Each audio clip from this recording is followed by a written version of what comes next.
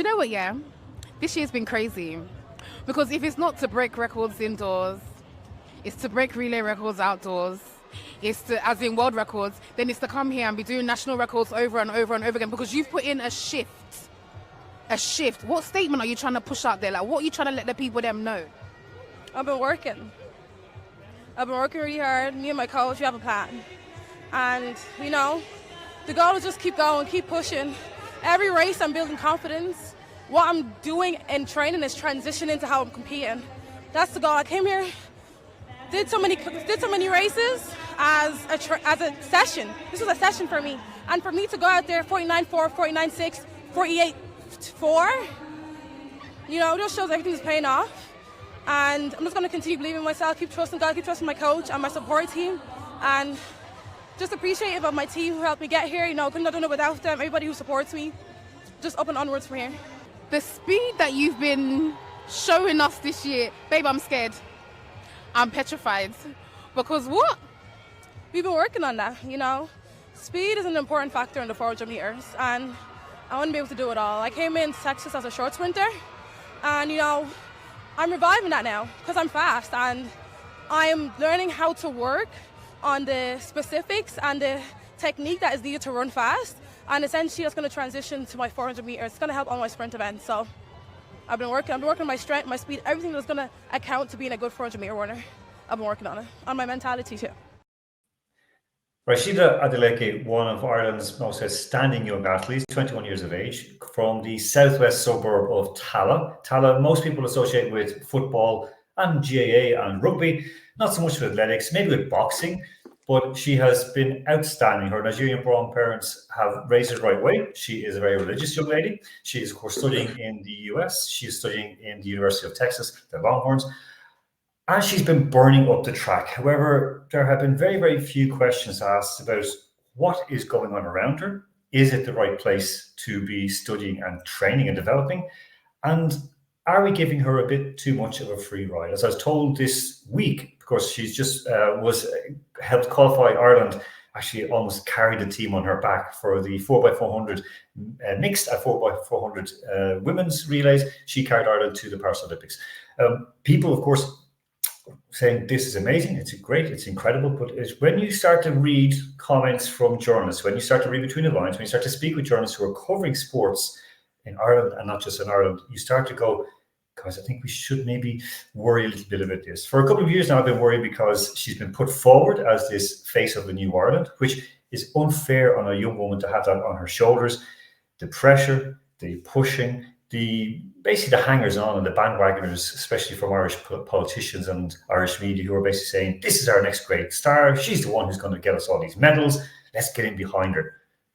As she said, she's working on her mentality, but there are questions to be asked as well. I'm delighted to have on to Capital Sports 3.0 today with me, the man who is he's a superb athlete himself, and of course he is the head of Orion Training Systems, Nate Llerandi. Nate, a very warm welcome all the way from Colorado. Thank you for joining us. It's morning with you.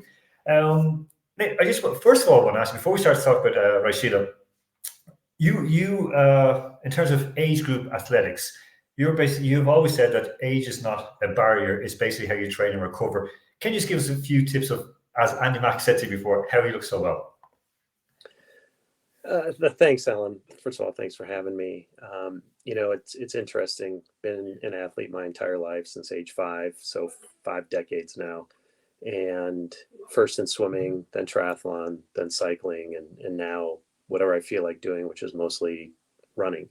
And, what I found is as you get older, you can still do the hard work as hard as you used to. You might be slower, but you need more recovery between those hard efforts. So it's not necessarily a volume thing, but it is a volume of intensity thing that you have to learn sometimes through pain and injury or setbacks as to what that right balance is. And it took me a while to figure it out here, now squarely in my 50s. So, but at the same time, you just have to keep rigorous and disciplined with what you're doing to promote your long-term health. What you do today affects how you're going to be tomorrow. So you can't wait till it's too late and then think you can play catch up for decades of neglect, if that makes sense. Okay, that makes sense. So basically, it's get off the couch, start to train, but do it and know why you're doing it for. Absolutely. And that doesn't mean you have to try to set the world on fire or, set a record or something like that. It's about doing something that you're excited about doing, that does challenge you, that challenges you cardiovascularly, that challenges you with high intensity, that challenges you from a strength perspective. Those three things all go together. So if you focus just on one of those three, you're missing two really important components of the equation. And as you get older, you have to focus more on the strength piece and less on the cardio piece if you're trying to balance those things out and you don't have unlimited time to train and so forth. So it's a constant juggling act, but that's what makes it exciting to continue to pursue. So if I walk up to the gym and then just go very heavy on the weights, that's okay. I have my cardio and then my weights.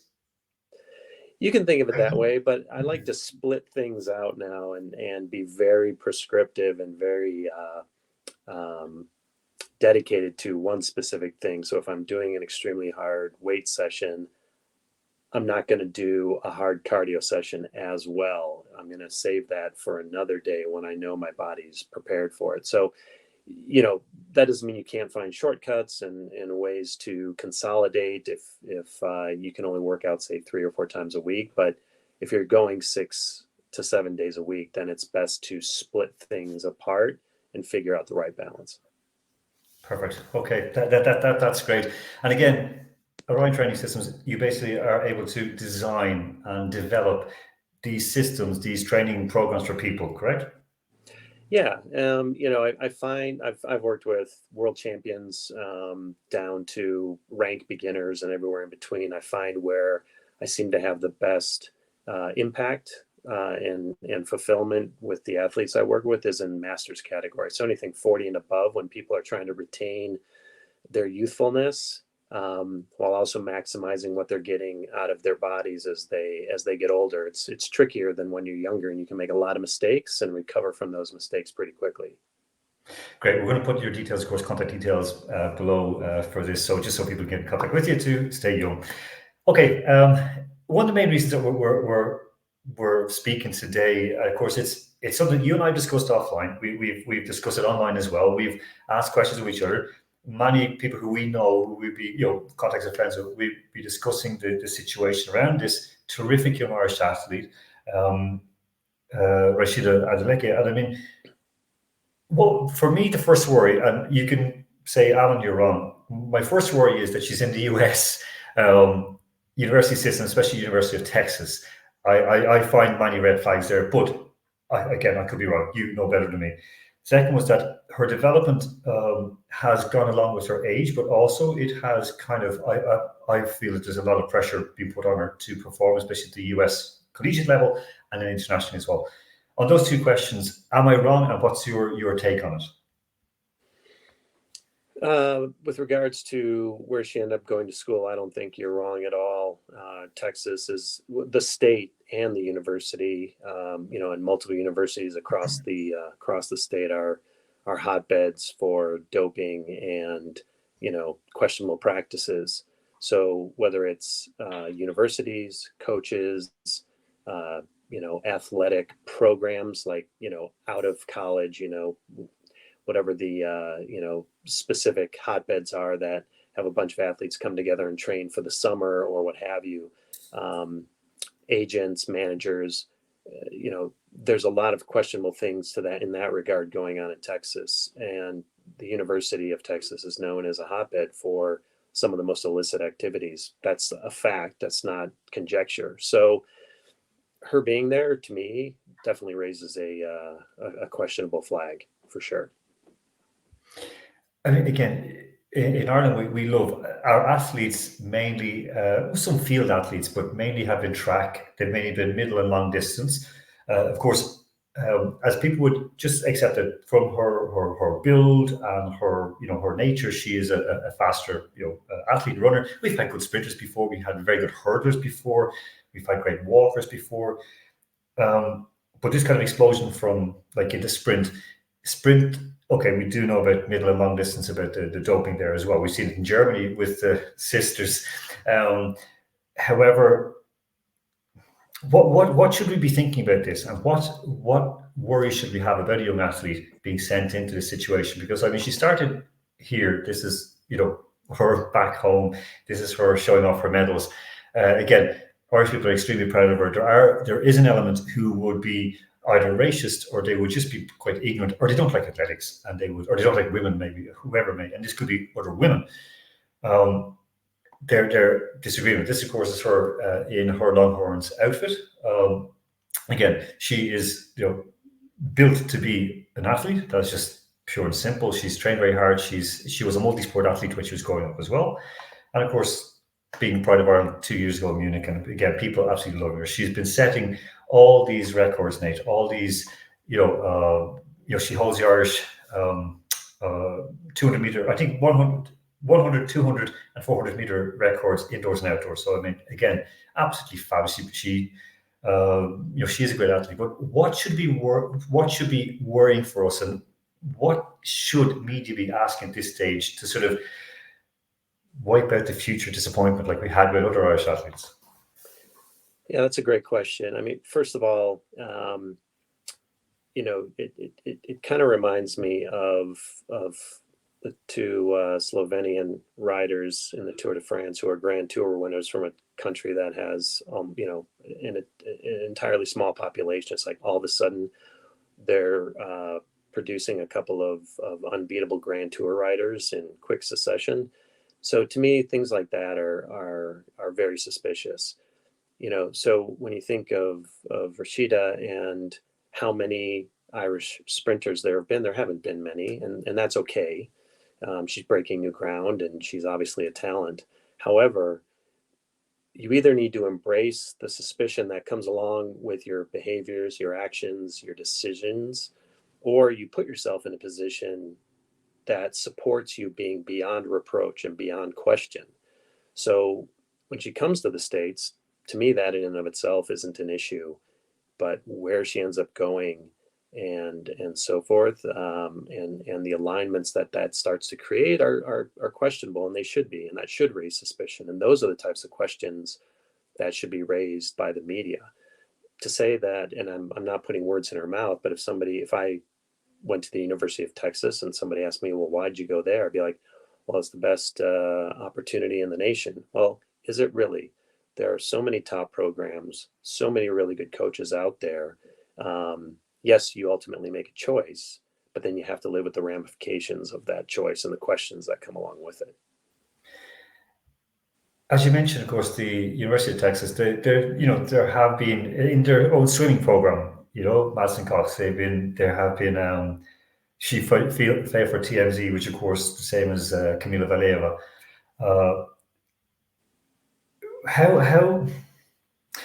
If you look at it, just again, would you look at something being untoward in the training with Rhasidat? Do you think that it's kind of time that mainly, possibly the Irish kind of, Olympic committee say, listen, move away from there, get away from that, situation in Texas?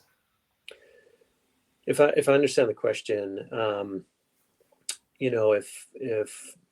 if I were in a position of power and I saw some things that were going to create suspicion not only on an athlete, but that particular national program, and even all the way up to the governing body of the national governing body. I don't know where the lines of demarcation are drawn, but if it raised a concern, I'd probably ask questions about it. Like, what can we do here so that we support this athlete and make sure that athlete feels supported, and also raise that athlete above, suspicion or questions that are going to defocus, in this case, her from being able to perform at her best. Because ultimately that starts to drag an athlete down, especially clean athletes, constantly being questioned. But then that points back to, have you put yourself in a position to be above reproach or not? And if not, then you're kind of bringing it on yourself. As you said, we've seen it in cycling. Of course, you're a fan of cycling, same as myself. And we've seen riders who are either clean or who try to be clean, or who actually said, "Oh, this is wrong," or they fought against it. We know different riders, French riders, Italian riders, and they suddenly were being, screwed out of. We know what happened with Lance Armstrong and his. So we see where this all comes about. Again, with Rhasidat, people are delighted. So again, 21 years, she breaks the Irish 400-meter record. Many Irish runners who are running in the shorter distances, sprints and so on, weren't really going to the States, or weren't, improving. They were basically running at home, and, kind of, so the younger generation always moves things along. They always smash records. It doesn't mean there's anything illicit or wrong with this. It's just, development, and some people are just better sprinters, because we've seen it with, Sonia O'Sullivan. She came along, she suddenly started blowing away really solid, experienced runners from Ireland. And again, was just, a new generation. This is one of the things that's coming in. KPMG, of course, are backing her strongly. They are basically pushing her as their poster girl and sponsoring. Of course, as you know yourself, athletes do need support. They need financial support. They need material support. They need moral, emotional support, psychological support. So the pressure. This is what worried me, is why I want to speak with you about it, because the pressure is coming on her. And again, she's only a 21-year-old. Her parents, her mom, is trying her hardest to balance things. But again, as I was told by one Irish sports journalist, we can't really ask questions simply because look. And I said, and that's what he wrote in a DM on X. Look. And I'm going, what do you mean look? He goes, she's female and she's ethnic. And I'm going, but that doesn't make a difference. But that does seem to be holding a lot of people back. In terms of, some people have noticed that she has physically developed, and people say, "Oh, that's because she's taking this or this or this." And this, of course, is the usual online tittle tattle. She hasn't developed any differently than a young athlete from 18 to 21, though, has she? I mean, in terms of facially or physically, I mean, it's just normal, like, intense training. I mean, she looks, I'm going to say, natural to me. And yes, during those developmental years, there's of course going to be some physical growth, some cardiovascular growth, some improvement, more so in males than females, but in both, especially depending on what those athletes have done when they were in high school and younger. Someone who didn't lift weights at all through high school and then does in college is going to have, or at university is going to have, probably a much different physical transformation than someone who was very serious in the weight room all along. With regards to like KPMG and that question, money is a big motivator, and money is something that can certainly entice people to cross lines, or athletes to cross lines. And you can be an athlete younger and say, I'm never going to cheat, I'm never going to dope, I'm never going to do this, that, or the other. But for some number, some large number, the answer is, well, it depends. and so, you got to see, like, what are the ramifications of her not being one of the best in the world? Well, KPMG wouldn't be sponsoring her, for example, or certainly not to the monetary amount. And then it's, okay, what do you need to keep doing to retain that sponsorship? That's more pressure. And then where's the money trail leading? So when you're going to a questionable university with regards to sporting ethics, when you're working with Nike, when you're training, going to altitude training camps in far-reaching areas where drug testing is non-existent, again, goes back to, what are your actions, and are you gonna embrace the suspicions that come along with those? So, if I just saw pictures of her at age 18, 19, 20, 21, I wouldn't think anything of it. If I then saw all of the second and third dimensions around that, I'd start to certainly get suspicious. And it has nothing to do with she's Irish, nothing to do with she's Black, nothing to do with anything other than the black and white facts of the overall picture. Again, this is something we find very difficult to deal with, because when, for example, we question some things here in Russia. We question things about Russian sports. We were called anti-Russian, especially in the spring of 2022 after this mess exploded in Ukraine. If we said with Kamila Valieva, her coach should be in jail, her guardian should be in jail, like we immediately live on air, we were getting hate mail. We were getting, some pretty vicious stuff thrown at us simply because, and physically thrown at us, where basically we were betraying people. It's like, no, and you're against Russia. No, we basically, pointed out some facts that really was wrong because you had a young child that was on the ice, that she was under tremendous pressure and being given medicine to get her out competing. We one small clip. This is Adeleke showing her strength, her speed. Of course, the World Relays, the relays in the Caribbean, and then we're going to speak about another strange topic that I think we need to speak about. This is just showing the power of Rhasidat and what she can do on the track. It looks very smooth, very rhythm. Like they're really, really nice and relaxed. It looks like that, and of course it's not, but it's like Ireland as well.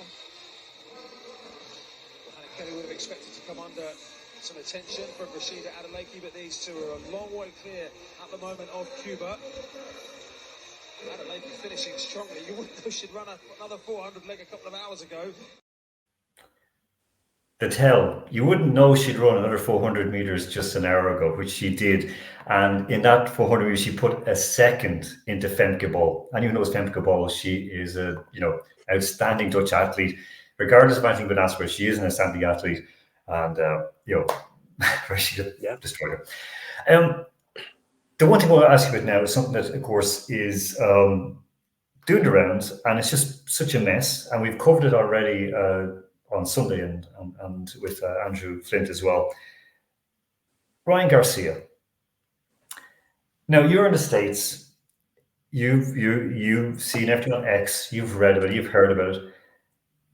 Where are we now with this? Because the last thing was he said that he was getting done for ostrich juice. Now he meant Austrian. That was it was a joke. People saying, oh, he hasn't done anything, he hasn't taken anything, he hasn't failed anything. He said he was smoking weed every day up to his fight. He was drinking every day to his fight.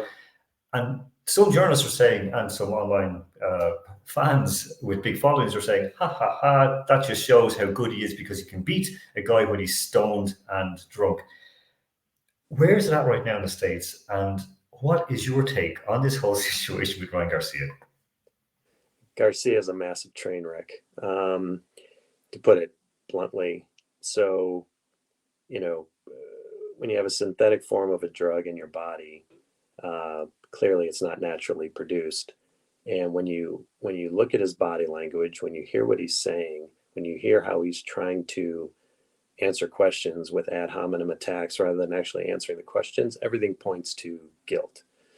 And when you think of something like Osterine and other SARMs, their half-lives are measured in hours. So you're going to get very small trace amounts in a very quick amount of time, regardless of how long you're using those. So you can obfuscate all you want. Look at how minimal amount was actually found in my system.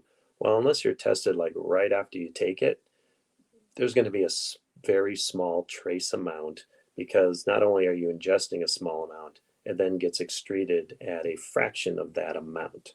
And that's why there typically is no threshold. That's why SARMs are typically no threshold drugs, meaning it doesn't have to be above a certain amount in order to trip a positive test. Any amount equals a positive, end of story. So for him to just, he looks like a buffoon. And to me, that just screams, I'm guilty and I'm doing everything I can to muddy this water so nobody can see through to the truth. And he's just coming across as a clown, quite frankly. And then, of course, we're talking about boxing. And, if maybe boxing had a stellar reputation, that beyond doping was free and clear of corruption, he might have a leg to stand on, but he's like a three-legged stool minus two legs right now. Yeah, that's a great three-legged stool minus two legs. Again, we also have coming up very soon Mike Tyson and Jake Paul. I mean, seeing Tyson out training and they're showing short little TikTok clips because, of course, that's what people remember. They see him punching the pads and he's looking good and the whole lot.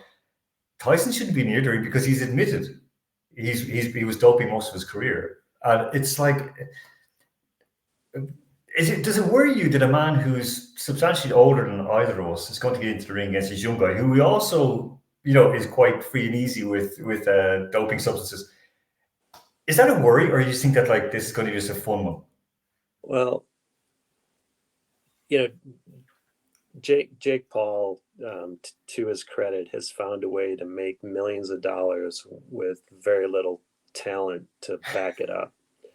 And if getting in the ring with Mike Tyson allows him to do that, I guess more power to him. I mean, I remember when Tyson was a teenage juggernaut of a just brick shithouse.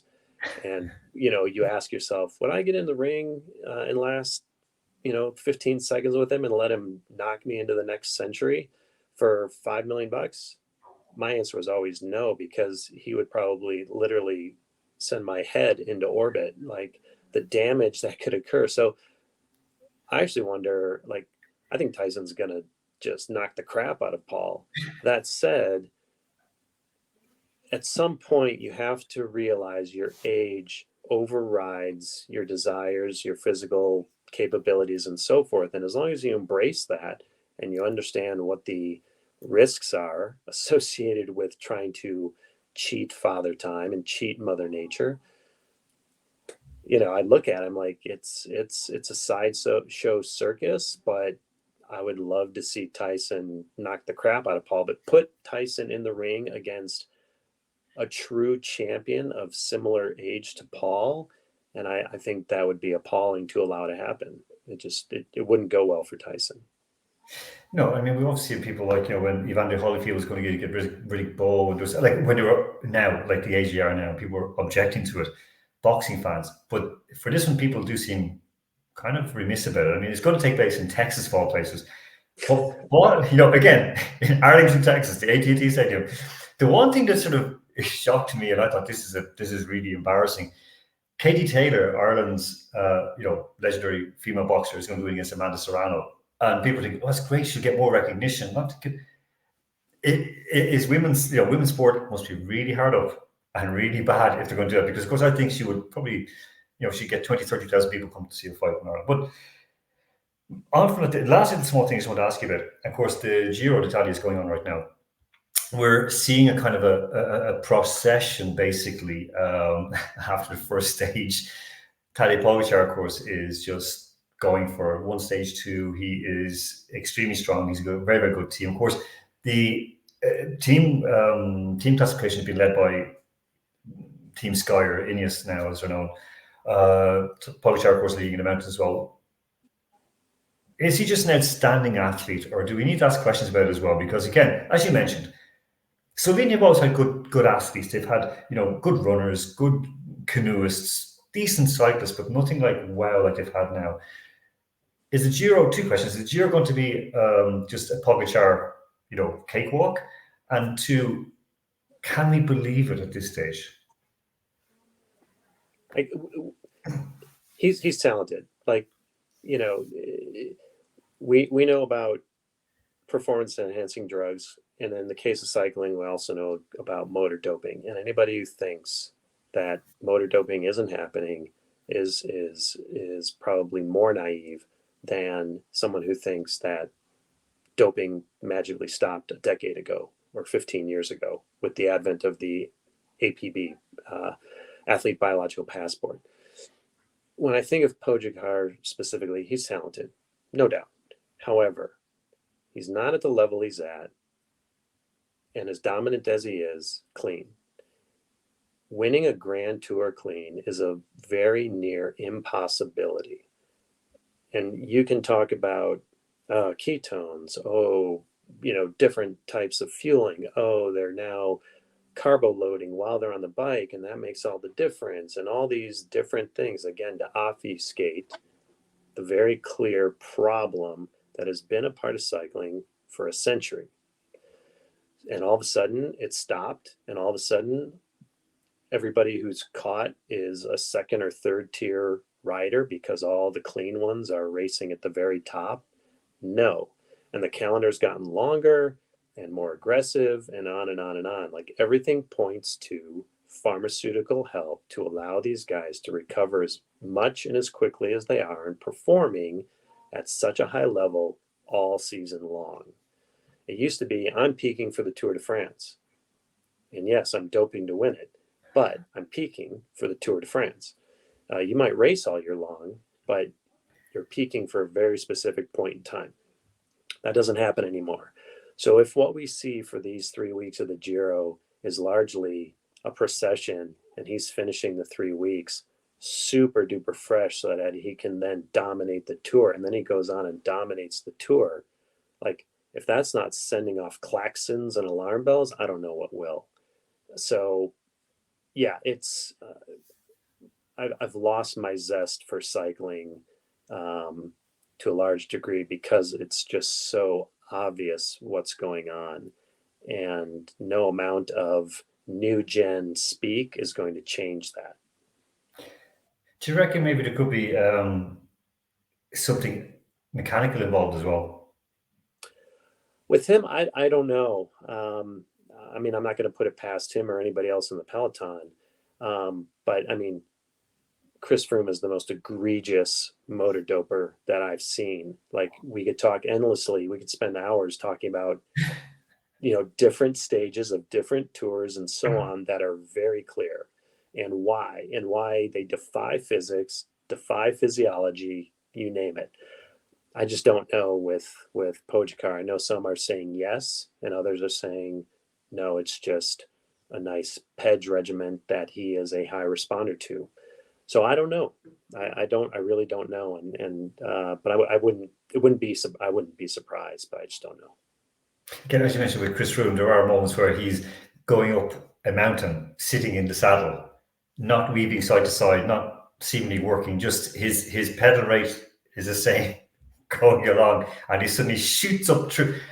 Even Sean Kelly, of course, who himself was not unfamiliar to doping, he also said there's something strange with this, and he's called it. We actually covered it on the show as well with we did, yeah, with Uwe, Flume. Uli Flume, we covered it with him. On that note, thank you so much again. Looking below the show description, see the contacts for Nate. Again, thank you very much. Thank you for your time today. And again, I know you're preparing for certain events. So when you have them done, let us know, because we'd love to have you back on. Yeah. It's this Sunday, and the weather's supposed to be absolute shit. But you know what? It is what it is, and I can't control that. So I will let you know how it goes. Super. Nate, thank you very much. Take care. Always a good time. Thanks, Alan. And on that note, we will say goodbye for now. And of course, we'll be back on Sunday night with some more Capital Sports 3.0. So until then, take care of yourselves and each other.